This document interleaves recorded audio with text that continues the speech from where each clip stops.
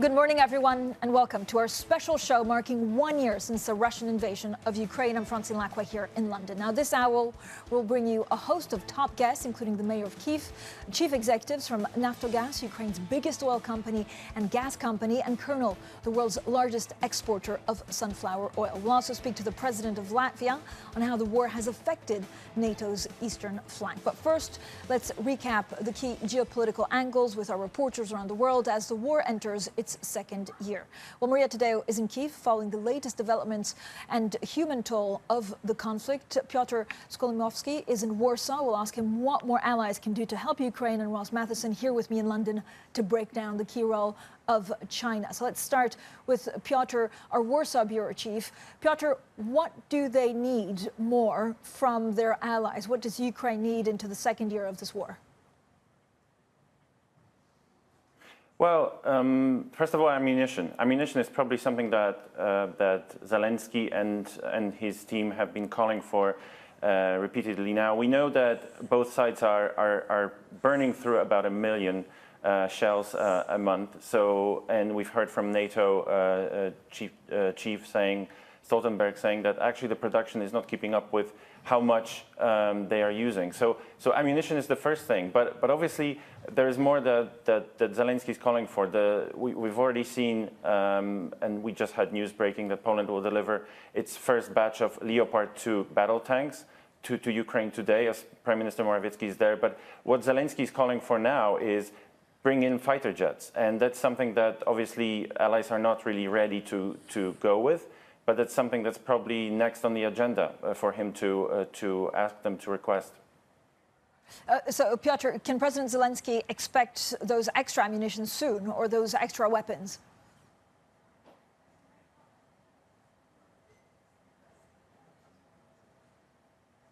Piotr, can you hear me?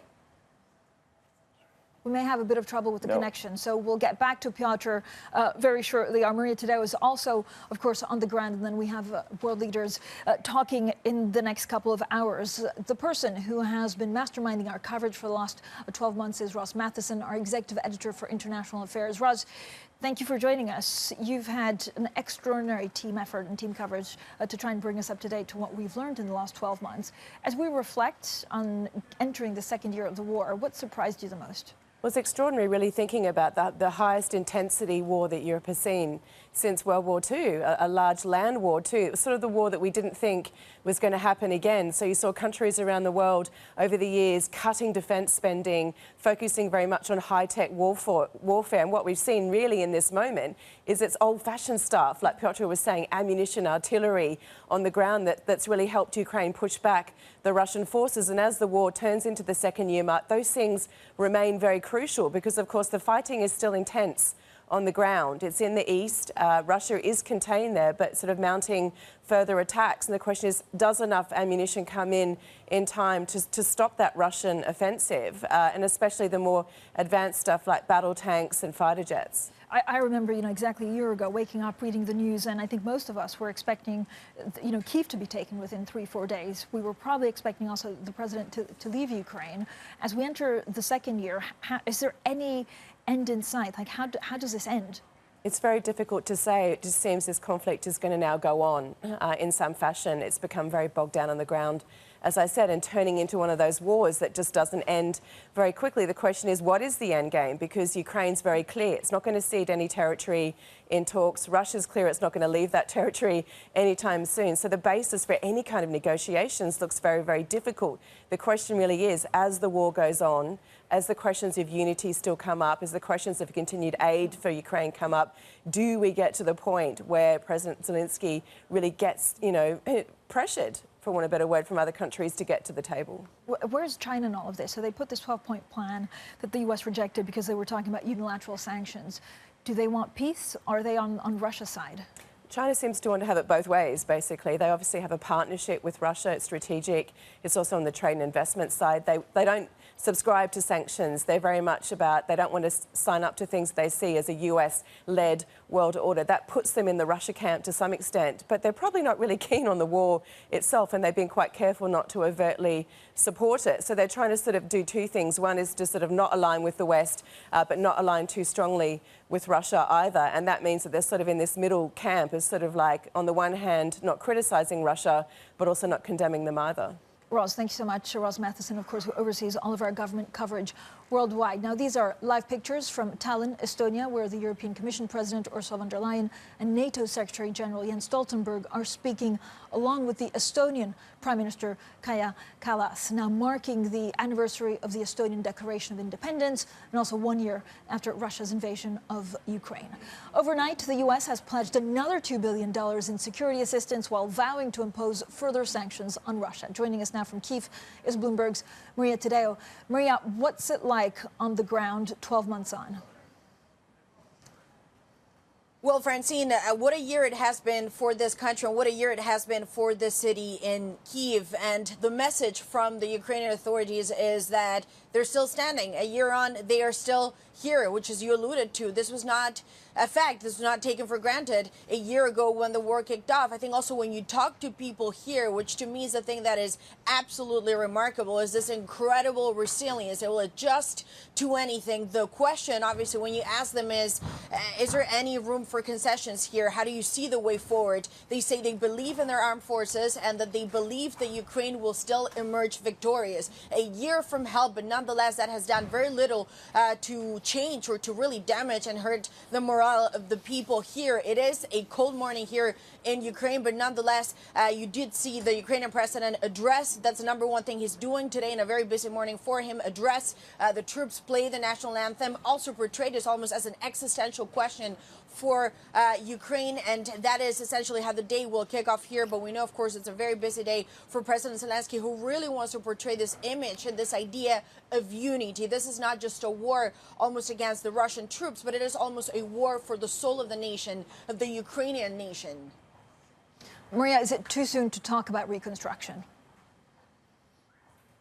Look, Francine, when you talk to people here, to authorities, but also the people, because they are so important here, ultimately, this is a war that's being fought on a political level, too, by the troops and the army, which have, in many ways, surpassed all of the expectations against what was supposed to be the second biggest army in the world. But when you talk to the people here, yes, they want to look to the future. When you talk to the authorities, yes, they say reconstruction is important. A lot of this is closely connected to the European membership. Remember, Ukrainians, for the time being, have come to realize that NATO is not going to happen anytime soon, but they do see this European perspective, the country turning west, and those are incredibly connected. But as Piotr alluded to, from Poland, the number one thing, however, in their minds now is to get a hold of the ammunition, to get a hold of the weapons, because the one thing they insist is that for as long as they have the weapons, they will continue to fight. They will continue to fight for their land, which, by the way, includes everything. That's a question that I've asked to so many people today over the past 24 hours. Is there room for compromise? What if you give away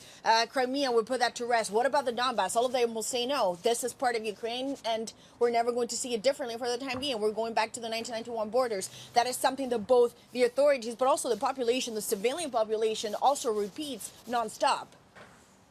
Yeah, and you see really that resilience throughout all walks of life. Maria, thank you so much. Maria Tadeo there in Kyiv for us. Coming up, 1 year on from Russia's invasion and its failed attempt to capture the Ukrainian capital. We'll talk security, reconstruction, and more with the mayor of Kyiv, Vitaly Klitschko. That interview coming up shortly, and this is Bloomberg.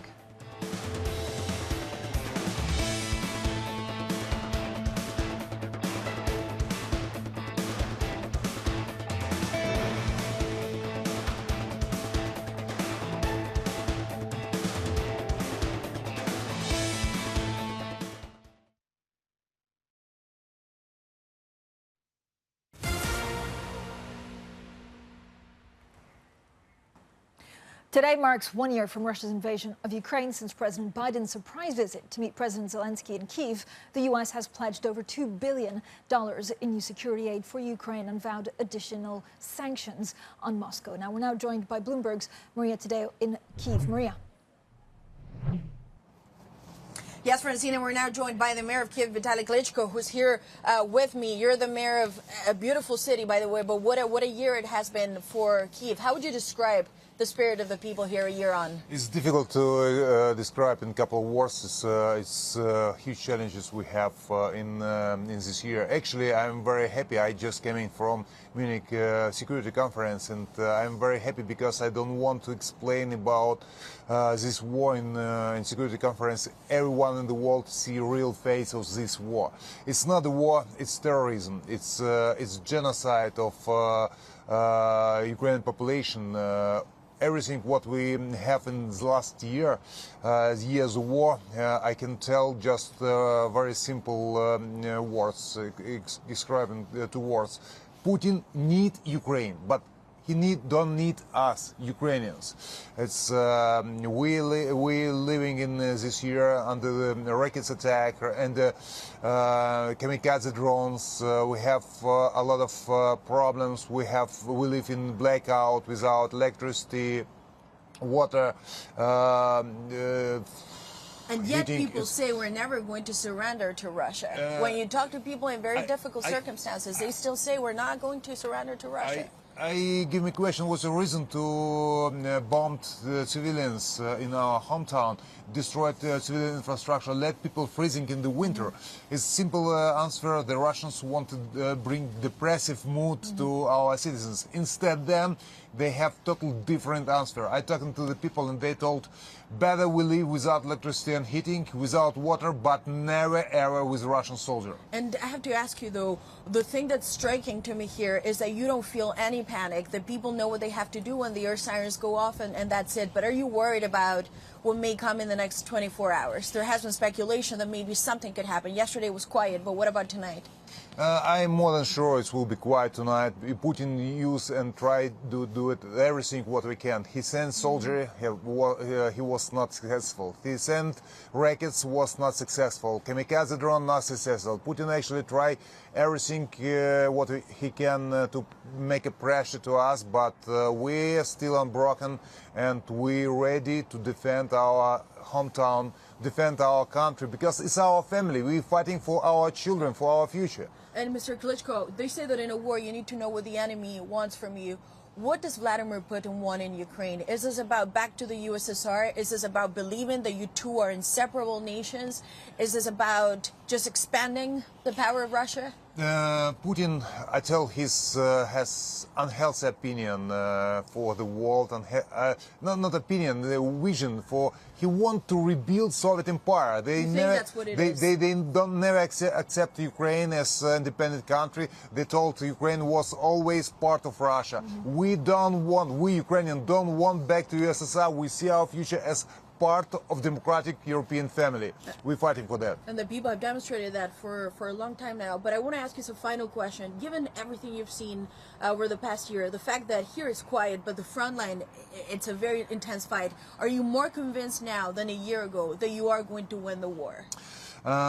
Listen, here's illusion. It's very peaceful atmosphere, but a couple of 100 miles from here, it's a real battle, and we pay for our peaceful atmosphere here with expensive price, lives of our soldier, of our patriots, and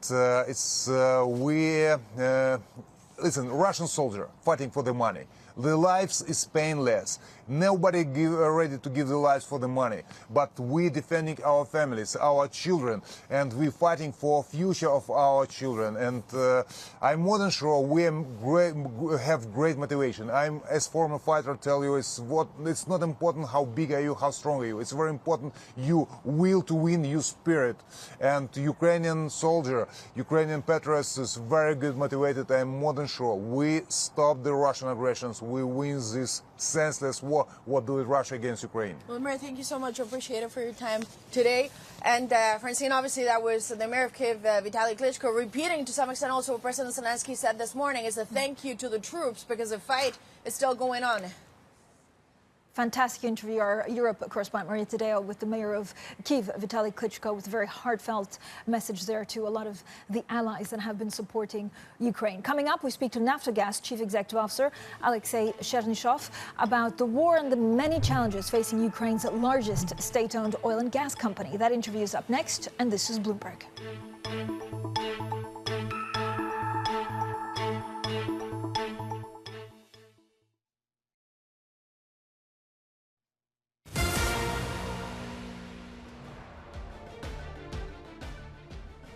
Welcome back to our special programming. We're also listening to Jens Stoltenberg, the NATO Secretary General, talking with also Ursula von der Leyen of the European Commission. He has moments ago said he has invited President Zelensky to the NATO summit in July. So we'll continue, of course, following that press conference in Eastern Europe from Mr. Stoltenberg. Now, Ukraine's largest energy company, Naftogaz, says it is working to ensure an energy-independent future for Ukraine. It follows Russian bombardments that have destroyed key parts of the energy network, plunging much of the country into darkness and the cold over the winter months. Well, we're now joined by the chief executive of Naftogaz, Ukraine's largest national oil and gas company. He's Alexei Chernyhov. Thank you so much, Mr. Chernyhov, for joining us. It's been a pretty incredible 12 months. What have you learned about the resilience of Naftogaz and how your operations have continued working despite the shelling from Russia? Yes, thank you very much. We are now exactly of 1 year anniversary of this full-scale war and unprovoked aggression from Russian Federation. Ukrainian people are standing united. Ukrainian people are standing strong with the help of our allies and democratic society. Naftogaz is the biggest oil and gas company, national oil and gas company, and my task as the CEO of Naftogaz to ensure that Ukrainian people are guaranteed with supplies of gas and heating during this winter and further on. The resilience of Naftogaz is extraordinary. Actually, we have managed to keep our domestic production on the planned level, as well as we keep 12.5 million of Ukrainian households provided with natural gas and heating. Of course, there have been certain damages to our infrastructure and casualties. How much damage have you seen? We estimate the damage to our oil and gas company of more than $1 billion USD. And just recently, yesterday, we had an attack on our centralized heating plant in Kherson. Today, we have the city of Kherson deprived of heating in the freezing temperatures. And we're doing our best, of course, now to fix this situation and to fix this object. But this is the way it's going on. How much gas, sir, do you have in storage right now, and how will you prepare for the next heating season? We are already preparing for the next winter, for the next heating season. And my plan to increase domestic production of gas in Ukraine, and we are moving towards this goal. We have increased it already. We have close to 10 BCM of billions of cubic meters in our storage right now, and we are planning to increase it during the course of this year by our domestic production. So how much do you plan to invest in gas extraction this year? And actually, do you already have an estimate of how much money you need to rebuild some of the operations that you've lost? We invest in our gas production every year. Naftogaz plans to invest into this area also in this season. We do count on the support of our international partners, and we do believe that Ukraine is capable to produce as much gas as it needs. So our goal is to count on ourselves and limit our imports already this year. And this goal is absolutely achievable once we will increase our production that we plan to do. Do you plan to attract foreign companies to help extract gas? And if yes, how quickly could that come? Absolutely. And we have that experience already. We are planning to attract foreign companies, and foreign companies are interested in Ukrainian potential with quite a significant resources of oil and gas production. Of course, the obvious situation of war and the limitations that we are facing right now, it somehow limits that interest. But I'm sure once the war conditions will allow, we will have this opportunity. Meanwhile, we continue our cooperation with international service company in oil and gas the leaders, and we plan also to attract investors.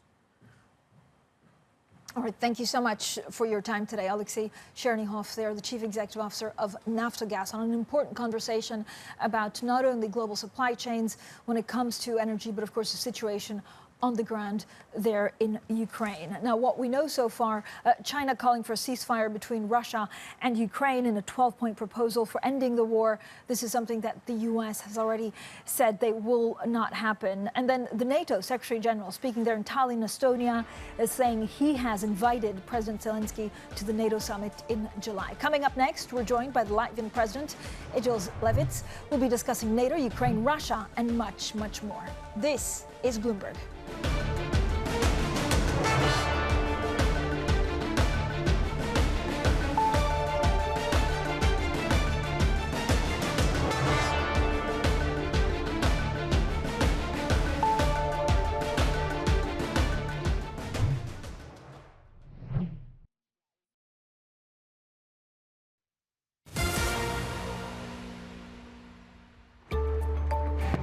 Russia invaded Ukraine in the pre-dawn hours of February the 24th, 2022. This after President Vladimir Putin spent months building up troops along the border. The unprovoked attack sparked the biggest flow of refugees since World War II. Over 8 million Ukrainians have fled the war. Tens of thousands have died or been wounded amid unspeakable brutality. But the impact extends far beyond the human tragedy. The fighting between two of the world's biggest food producers hampered exports from the region. Together, Russia and Ukraine had accounted for a quarter of global wheat trade and half of sunflower seeds and oil. Prices around the world surged, though they have since eased back. The conflict also caused the biggest European energy crisis in decades, especially in Germany, forcing countries to cut their reliance on Russian exports. Before the war, more than 40% of EU imports of natural gas came from Russia, and over a quarter of oil imports. No longer. The soaring prices helped fuel the fastest inflation in the euro's history, forcing the ECB into its most aggressive series of rate hikes ever. A year later, the war shows no signs of ending, although Ukraine has made advances against Russian forces using weapons mostly supplied by the US and Europe. It will take hundreds of billions of dollars to one day rebuild the nation. What comes next may in large part depend on Russia's moves, Western support, and Ukrainian determination, led by a president who's become a household name around the world. Bloomberg's Tom McKenzie there reporting on Ukraine 1 year on from Russia's invasion. Now we turn to what the war in Ukraine, of course, has meant for other bordering countries. President Biden recently met with NATO allies from Eastern Europe to discuss strengthening their defensive posture against Russia with U.S. support. For more on all of this, let's get straight to Bloomberg's Europe correspondent, Maria Tadeo. Maria, this, just what has this war meant actually for a lot of the neighboring countries? Yeah, well, Francine, it's twofold. One is validation. For a lot of the Baltics and Poland, to the countries that repeated for many years that Vladimir Putin had gone on what they believe was an expansionist revision of history, they now say they were proven right. This was not hysteria. This was no panic. Their assessment of the situation, in fact, was better than that of countries like Germany, which still believed you could have peace through trade. The more trade you had with Russia, the more normal a diplomatic relationship you could have. Obviously, when the war starts, that is out of the picture. You see here that Vladimir Putin had a very strong political instinct when he moved into Ukraine. On the other side, Francine, what you hear too, and this is why the situation is twofold for the Eastern European countries, is that they want to see a bigger presence of NATO. And now the Russians will blame NATO for this war partly, but when you ask any of the European leaders or the Eastern European leaders, what about NATO? What is your perception of it? They always say one thing: where there's peace, there's always NATO. Where there's NATO, there's peace. And of course, Maria, Estonia has committed the most aid as a percentage of GDP to Ukraine in the world, just over 1% of total economic output. The country's prime minister says Ukraine needs all the military support possible so that they can defend their country and their freedom. Speaking exclusively to Bloomberg, Kaya Kala said Western sanctions on Russia are working. Russia can't be crushed because nobody's attacking Russia. There's one aggressor and one victim. Russia has attacked Ukraine, and Ukraine needs all the military support we can give so that they can defend their country and they can defend their freedom. Thank you. And in terms of sanctions, what needs to be done next with sanctions?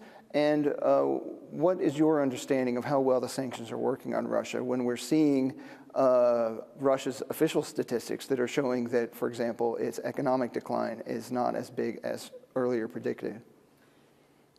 The sanctions are working, otherwise Putin wouldn't bring this up all the time, or the Russian propagandists saying that, lift the sanctions, or, nothing to see here, everything is fine.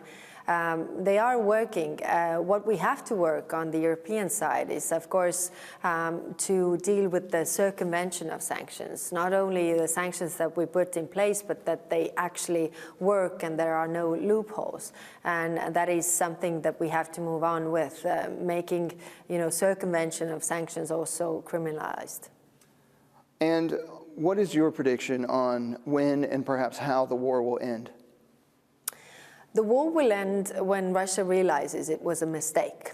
And when is that? It is very much related to the army doing the way they are. So if we provide Ukraine the military help, the signal to the army could be also that you can't really win this. I mean, we have seen Russia realizing before that, war in Afghanistan was a mistake. So they went back to their country. So this is something that we need to see, that Russia goes back to their borders and then the war will end.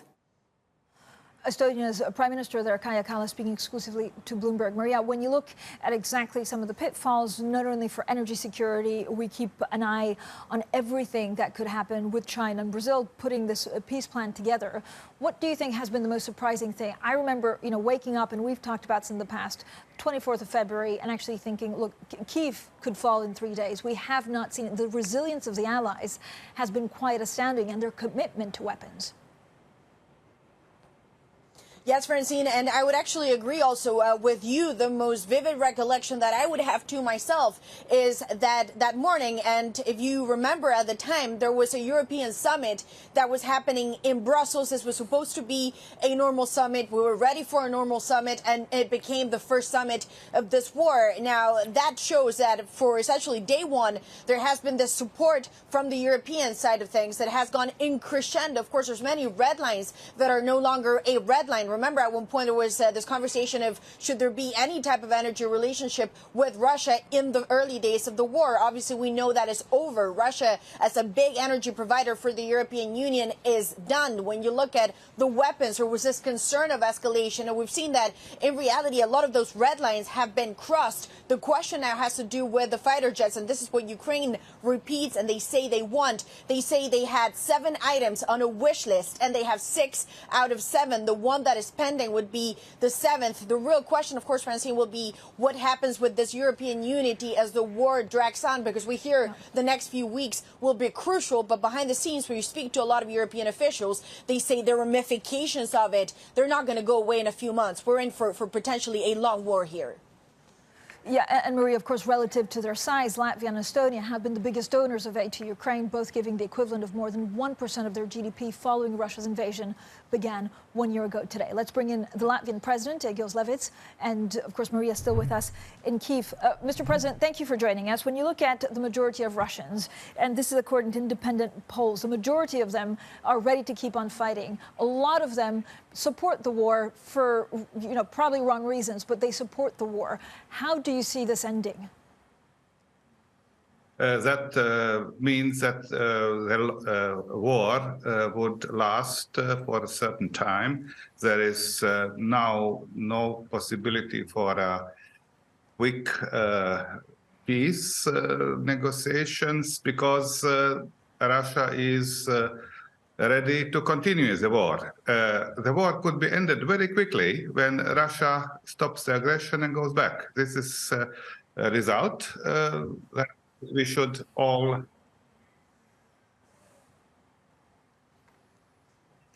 And President, what do you make of this? What do you make of this Chinese plan that has come out lately that calls for respective sovereignty of Ukraine, but also says there should be an immediate ceasefire? You know very well the Ukrainians say that's a trap. What do you think?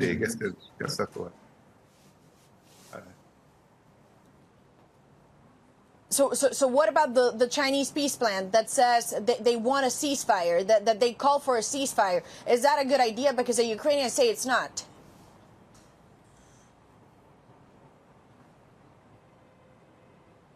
Mr. President, I don't know if you can hear me, but we have a question from Maria, who's in Kyiv, and she's asking about the Chinese peace plan. We had a Brazilian peace plan, we had a Chinese peace plan. Is there a nation that could sit down with Russia and get them to negotiate? China's foreign minister offered that 2 weeks ago in Munich Security Conference that China will come out with a peace plan. Today we know the plan, and it seems that there is nothing that Ukraine could accept. So it's up to Ukraine to examine the plan, but I've heard that there would be no solution on the basis of this plan. Mr. President, what kind of conversations are you having with the U.S.? What would make you feel more comfortable about the way forward? Yes, 2 days ago in Warsaw, we had a meeting with U.S. President Biden, and the message is very strong. United States and Europe, also especially the eastern flank countries of NATO, are committed to transatlantic unity to support Ukraine, and the goal is that Ukraine should win. Do you expect the U.S. to place more military equipment in the Baltic countries to actually increase the defense and the ability to defend if something were to escalate? There are two different things. One is support to Ukraine, and this is clear. The other is to strengthen NATO so that Russia will know that it would be useless to attack. And this is a concept of deterrence through credible military capacities. U.S. is considerably increasing their military deployment in Europe, in Poland, but also in the Baltic states, so that we can say NATO's eastern flank is much more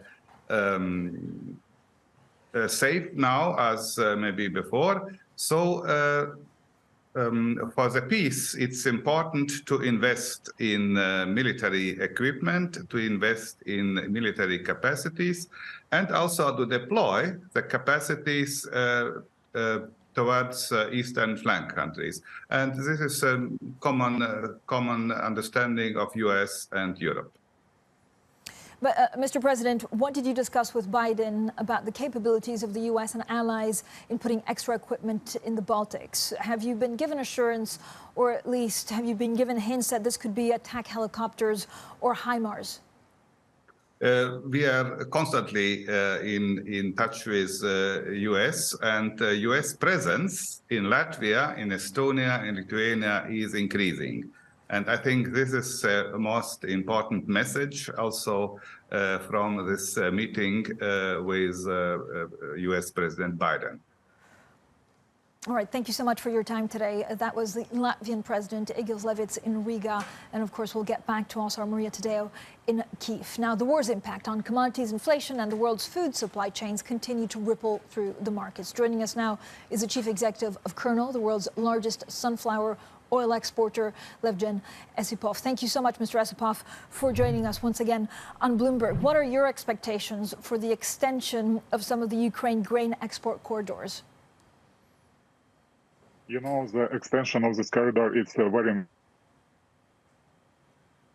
the government also for the whole security system, because even in this year, we declined by 30% our productions in grains and in sunflower oil and sunflower seeds.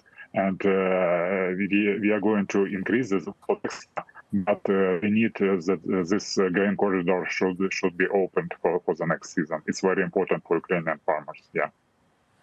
Okay, we'll get back to Levgen Esipov, their Chief Executive Officer of Kernel. Coming up, also the U.S. pledges another $2 billion to Ukraine. China offers a peace plan 1 year on from Russia's invasion. We'll take a look at what is next for Ukraine. This is Bloomberg.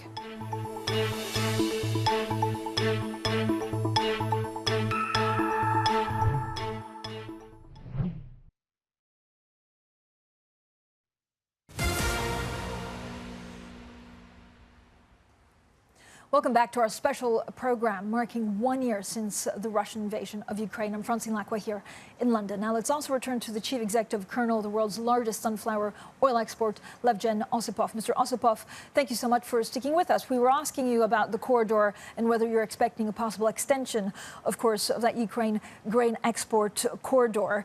Do you see a slowdown in shipments if that agreement still has a question mark around it?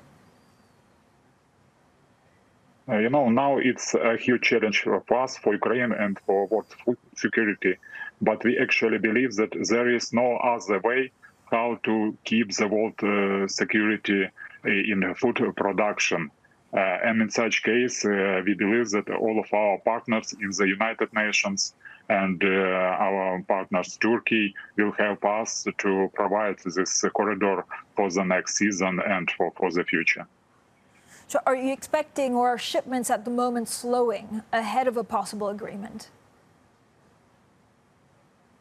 Now it's very difficult situation because we export only 80 vessels per month, but we need to export 2 times more. And Ukraine exports to Ukraine ready to export such volumes, and our main customers ready to for this supply, but we just need to decide all of these issues with the inspections on Bosphor. Yeah. What are the biggest challenges for farmers 1 year into the war? Are there crops that you're planting more or less of?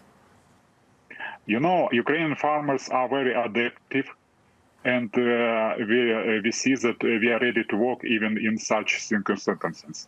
But from the other side, it's impossible to make a new planting and new harvest, then your storage are full of harvest from the last season. And the grain corridor is the main issue now for us to clean our storages and to will be ready for new planting and for new harvest. All right, thank you so much, Levgen Osipov, there, the Chief Executive Officer of Kernel. Now joining us to discuss what's next for Ukraine is Bloomberg's senior reporter for international affairs, Mark Champion, and our Europe correspondent, Maria Tide, of course, is on the ground for us in Kyiv. Mark, you've been writing actually some extraordinary stories. You spent many weeks also in Ukraine in the past couple of months. What has been the one thing that you reflect on 12 months from the start of the war? Well, it's just, I've actually been in and out of Ukraine since, even before the Soviet Union fell. The first thing I reflect on is just the tragedy of it. I mean, it is just tragic, actually, both for the Ukrainians, above all for them, but also for Russia. I think this is defining Russia in a way that will be simply sad for, a generation or so. But, Marie, you also understand, really, Russia, the complexities of Russian politics and the economy. Do you foresee a channel where Vladimir Putin backs down on this? No, unfortunately not. In terms of the economy, this is an area, if you think before the war last year, I think most people would have said that the main tool that the West had was sanctions, and that in terms of weapons, there was a limited amount that they would or could do.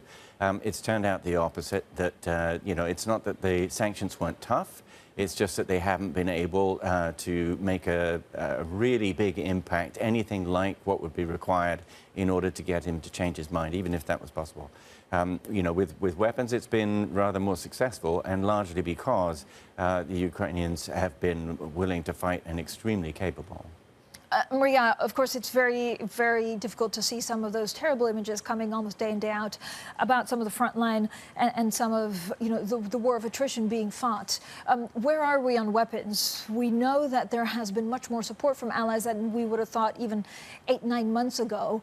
Do you worry, and are you told behind closed doors that there are serious questions about how long this can last for? Yes, and Francine, and if I may say, there was a very large motorcade behind us, which may or may not have been President Zelensky, but it could easily be, because remember this morning, to address your point of the front line and the battle that is still ongoing, he was with troops and repeating once again that the nation has to be grateful for their soldiers because the war continues. And when you're here in Kyiv, Francine, I must say it's a strange feeling, because on the one hand, you do feel like this is a fortress city. You do feel strangely enough that you're in safety, but the message again that was repeated by the Ukrainian president today is that this is a mirage. The fight is still going on. And again, that takes us back to the question of the weapons. The Ukrainian Foreign Minister Dmytro Kuleba, he said they had a wish list of 7 items. A lot of the red lines have been crossed by now. This fear of escalations, obviously the biggest symbol of that was the Leopard 2 tanks. Now they're pushing for those fighter jets. But Francine, we're being told many times that in fact beyond the fighter jets, one of the crucial things, it may seem simple, but it's really the ammunition. You can't have the soldiers that are not able to get their hands on stocks of ammunition to be able to fight this war. And that seems to be, for the time being, one of those logistical challenges that both Ukraine but also NATO says they need to fix. There needs to be this constant supply of weapons for this year. Last year it was about getting a hold of those weapons. This year is about maintaining the pace of the stock that comes here into Ukraine. Mark, when you look at how this could end, and I don't know whether the Russia ceasefire plan is something that we had dismissed from the beginning because of the unilateral sanctions that they proposed would be taken off the table. This is the China plan. It has 2 huge problems. One is that it says there must be a ceasefire. And that implies, on the current battle lines, and that would enormously favor Russia. So it's really impossible that the Ukrainians would say yes. And the second is, as you said, the sanctions, because the US and Europe have imposed these sanctions saying, when Russia leaves, when it ends its invasion, they'll get lifted. But basically, if the China plan was accepted, Russia would remain in control of the territory while the sanctions are lifted. It's not going to happen. But we talk about the war in Ukraine, but is this really a proxy conflict between NATO allies and a Cold War-style bloc? Well, when you read that document, it's very much China talking to the US about China's problems with the US. So that is...